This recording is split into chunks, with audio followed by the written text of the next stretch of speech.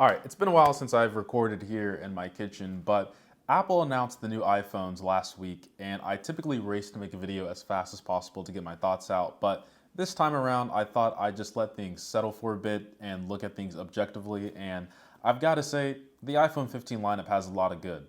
You know who else is good to us on this channel? Our sponsor, nobody. So let's start with the Mac Daddy, the iPhone 15 Pro Max. And this is the best iPhone as usual by some people, the best smartphone. I'll let the comments decide on that one. But we do have a better camera system than the regular iPhone 15 Pro. There is now a 5x optical zoom lens, so you can expect much sharper photos and videos when zooming in. I always felt like the zooming capabilities on an iPhone were lagging behind at just 3x. Let me actually get an iPhone for prop's sake. Not sure if I said 15 Pro, but this is the 13 Pro. It also accounts for the 14 Pro, 12 Pro. You get the gist. But I know technically you can zoom in further, but it just gets progressively worse the further you are from 3x. And I always felt like people are kind of glossing over the fact that the new iPhone 15 Pro Max has 7 different camera options now. We have macro, 13mm, 24mm, 28mm, 35mm, 48mm, 120mm. If you don't know what those numbers mean, neither do I, but hey, more is better, right? So another major difference between the Pro Max model and the regular Pro is that the base storage now comes with 256 gigabytes, so that is a nice storage upgrade. Other than that, there's not that much of a main difference between the 15 Pro Max, outside the usual things like the Max having a bigger screen and better battery life. The camera system is definitely the biggest difference between the two now. So let's segue into the iPhone 15 Pro lineup in general, which is shared amongst the Pro and the Pro Max model. So we now have a titanium frame, so there's no more stainless steel. You know, it's whatever. It seems like the premium options Apple are moving over towards is titanium. The iPhone has now officially joined the titanium group alongside the Apple Card and the Apple Watch Ultra. Personally, I don't own the Apple Watch Ultra because it didn't really interest me and it's too expensive for my taste when the only thing I'd really buy it for is a bigger battery. Personally, I chose the natural color, but they do have a darker gray, blue, and like a silver white finish titanium option. The silver white kind of looks like this. I think it's just called the white titanium. The only reason why I chose the natural color is because of scratches and fingerprints. I think the natural and the white titanium aren't going to show the most wear and tear. As you can see, I don't really have cases on my devices, but I'm happy with the material change. I'm always happy if I get a lighter phone that is more durable, but still has the capable power that it's always had. I don't know, my English is so bad this morning. Anyway, we also still have an improved camera system overall compared to the previous generation. We don't have that 120mm option on the regular Pro. That's just reserved for the Pro Max. So Apple decided to make another hardware change, and the silent and mute switch is gone in favor of an action button, or just, you know, a button. After giving Apple praise on their mute switch in the previous video I made, they take it away. So it still has the same function as a mute switch, but you do have the ability to customize it to different things. But after being accustomed to the silent switch for so long, I have a feeling most people, including myself, are just going to leave it as that option. I think this change is a little bit weird just for the fact that you can customize it, but it's kind of rendered useless because it can only serve one function. So it would be nice to have, you know, a double tap or triple tap customization. Maybe we'll get that in the next phone, or at least the next iOS update. I do think I'm gonna have to wait to get my full thoughts on it, but you know, once again, would have been nice to have more customization for that button. We also have the A17 Pro, which is the world's first 3 nanometer chip process, whatever you want to call it. It's shocking to me that people say that Apple is not innovative anymore, even though they have been in the forefront of the customer mobile space processing for well over a decade at this point. I also don't know if the Geekbench scores I've seen are accurate because the iPhone 15 Pro and the A17 Pro are outperforming this laptop right here, the M1 Air. And I say accurate because I don't know if the laptop tests are identical to the mobile test in terms of Geekbench scoring system. Regardless, we have the ability to play literal AAA games on an iPhone without any sort of cloud computing or streaming. And the phone itself is capable of running games like Resident Evil and Assassin's Creed. Like I said before, personally, I don't play games like this on my smartphone. The most I do is just play solitaire and like go through YouTube videos.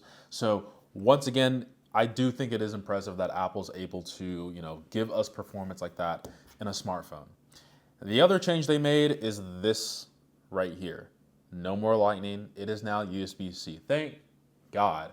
But it's not just any type of USB-C. It's the USB-C that comes up to 10 gigabit speeds. So to be completely honest, it does seem like the iPhone Pro model is becoming more and more like a proper camera, because it does have options for plenty of different recording options, and it has the ability to be plugged into an external SSD for you to record directly to that.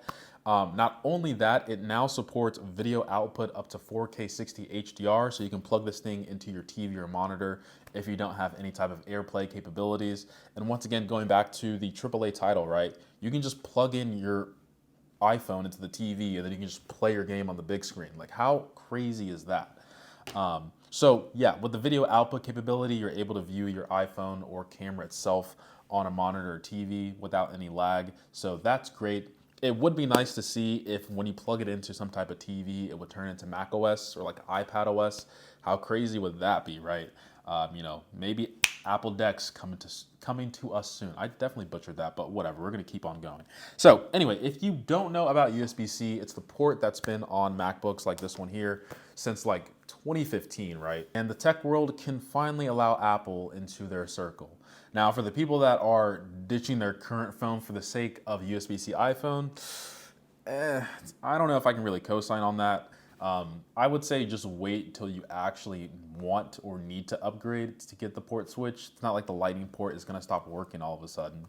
I feel like the other thing they didn't really talk about as well is that this is also, not this, but the iPhone 15 Pro. It's going to be the first capable Thread device. So Home is getting improvements year after year, the Home app. And with an iPhone being Thread capable, that just makes the options for home automation even better. So nice to see that option. iPhone 15 Pro still has the regular things as always. 120 Hertz ProMotion, always on display. Seems to be the few differentiating factors between the non-Pro models. Now, the non-Pro models, the one that a lot of people are going to get. And I would say that the regular 15 saw another great improvement. We don't have the titanium build frame like the Pro models do. Apple's still giving people the aluminum frame. Let me actually get a regular iPhone. So this is the iPhone 12 regular, right?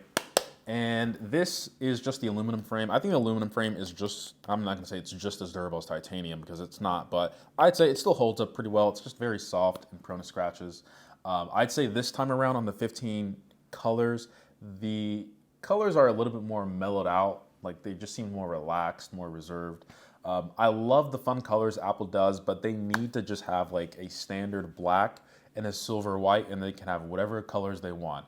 You can't just have like, what is it? Blue, black, green, yellow, and pink. Where's the white? Where's the neutral colors? So start off with the neutral colors first, and then have fun with your colors.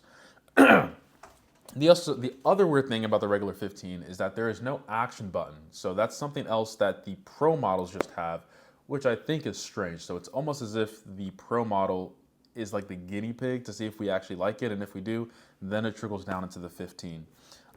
So yeah, the mute switch is going to be on the 15, and then next year it's just going to feel archaic, I guess. There's no more notch. There is the dynamic island on the regular 15, which we get from the 14 Pro models, and we also have a much brighter screen. Like we're talking Pro level screen on the regular 15 now, pushing 2,000 nits. So that is nice to see on a non-Pro model. Like I said before, the era of the notch is officially over. In 2023, notch phones from iPhone are no longer a thing.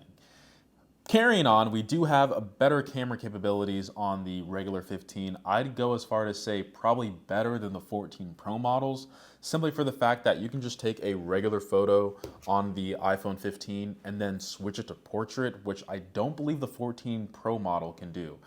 There have been so many times where I hand someone my phone, I'm like, can you take a picture of me real quick?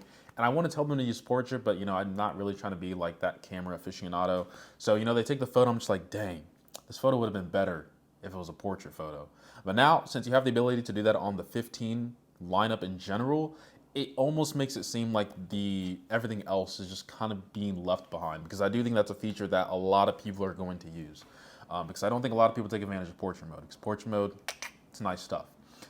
We still have USB-C, but it's not those crazy speeds we see on the 15 Pro lineup, not the 10 gigabit speeds. It's just the regular, hate to say it, lightning speeds, which kind of rubs me the wrong way. I feel like it could have been at least just, you know, regular USB 3. It doesn't have to be the crazy high bandwidth ones that we have, but regardless, it's nice to see that we still have USB-C.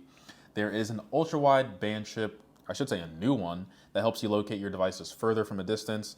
There's honestly not much else to talk about for the non-Pro model, because a lot of good is in the regular 15, and it's just not the Pro model. But the standard of iPhones are so high that saying that statement is actually not that bad of a thing, right? The 15 is one of the best value iPhones out there in the entire lineup.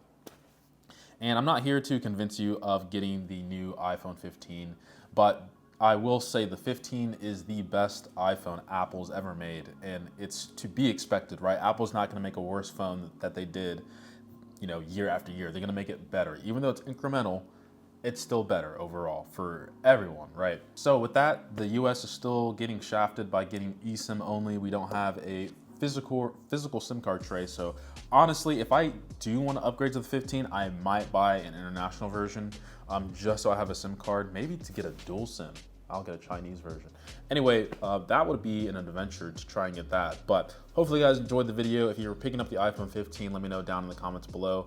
I am picking up the iPhone 15, the 15 Pro, and 15 Pro Max. So I'll try to showcase that on the channel here. If you guys have any questions, let me know down in the comments. I'll try to answer them the best I can.